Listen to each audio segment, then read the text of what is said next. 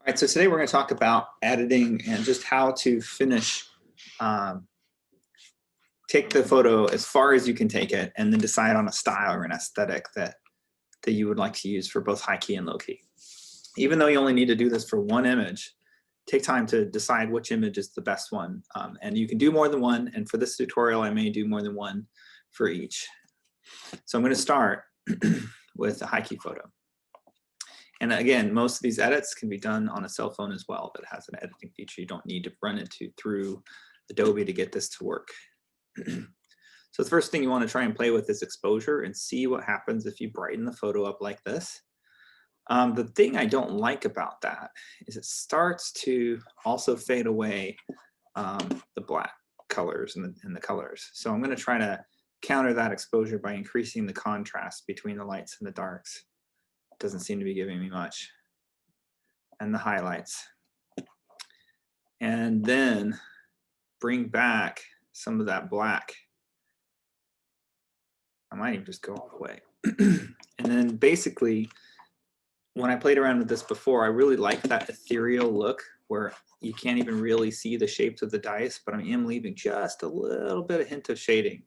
So I can make that more extreme if I wanted to and really wash out the photo.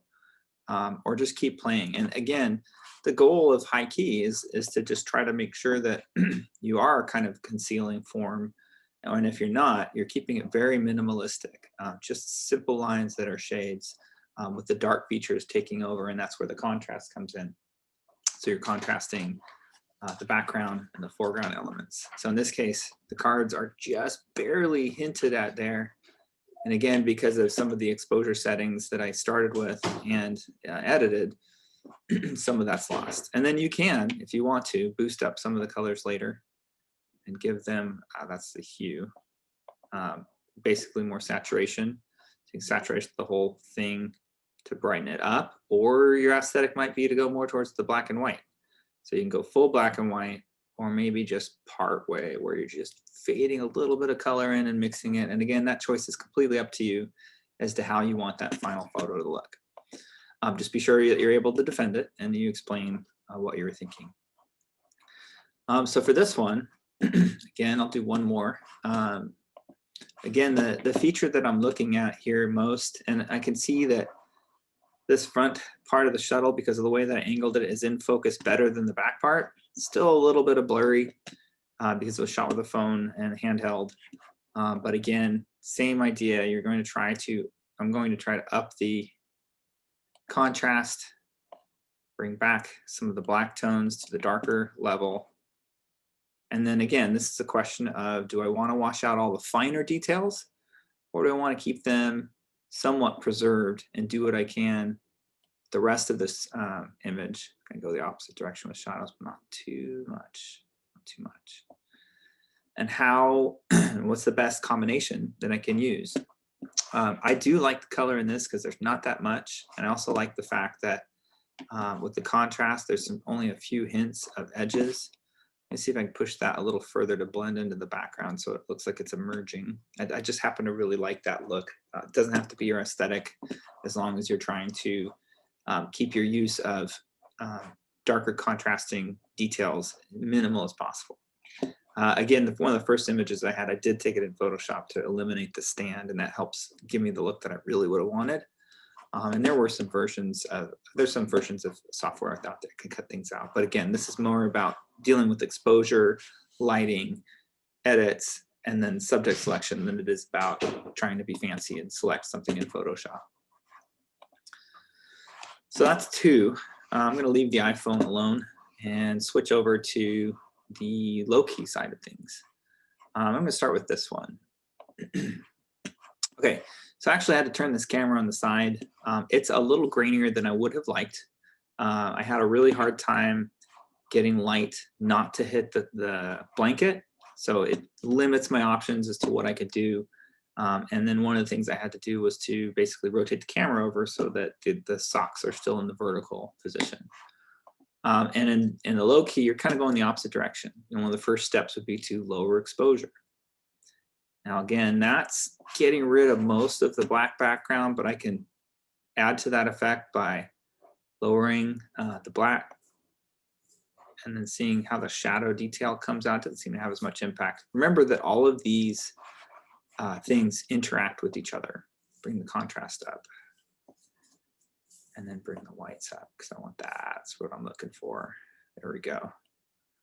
So now, again, you can't really see the shape. Hints of the shape are there.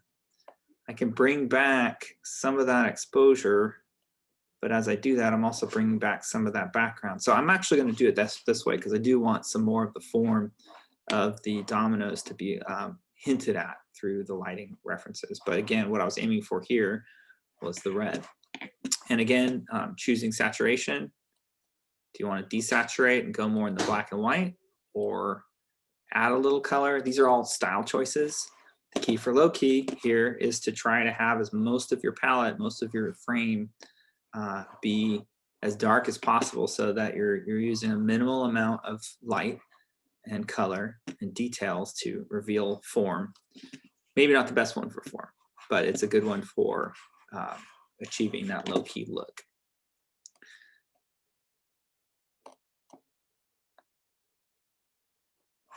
And the last one, which I think does have a good use of form, there were several different angles of this that I took.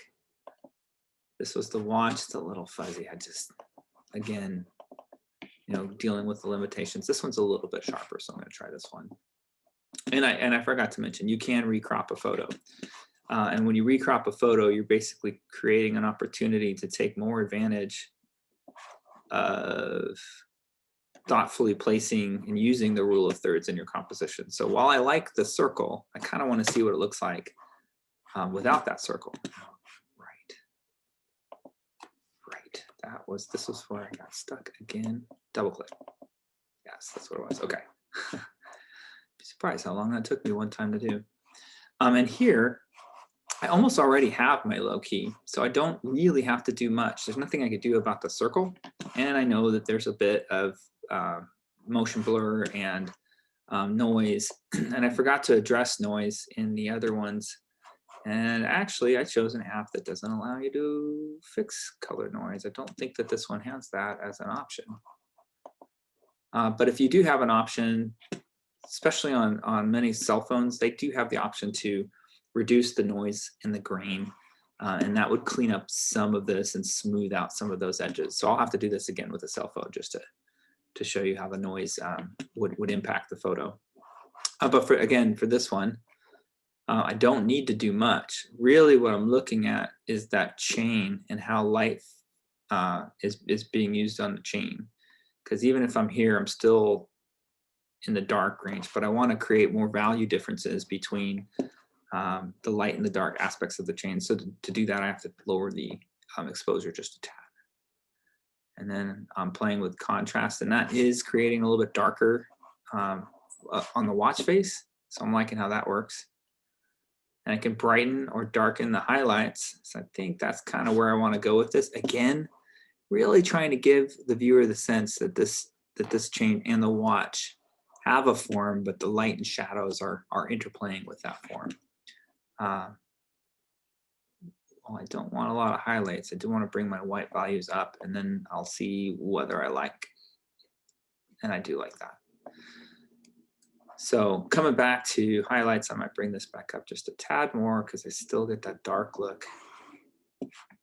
And I think that's going to work for me. So again, you do not have to do this for every image, but it's fun to take some of your best images and just see what you can get out of it. And the aesthetic and the design choices that you go for the final composition, how you crop it, what choices you make, I'm willing to support it as long as you're going after that goal of minimal use of contrast, minimal use of darker details for the high key, and minimal use of the lighter details for the low key. And that's the key.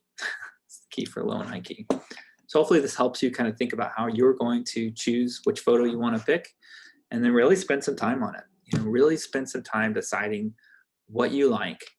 And as far as what I'm looking for, I just want to make sure that you've achieved the best possible low key and the best possible high key effect that you can.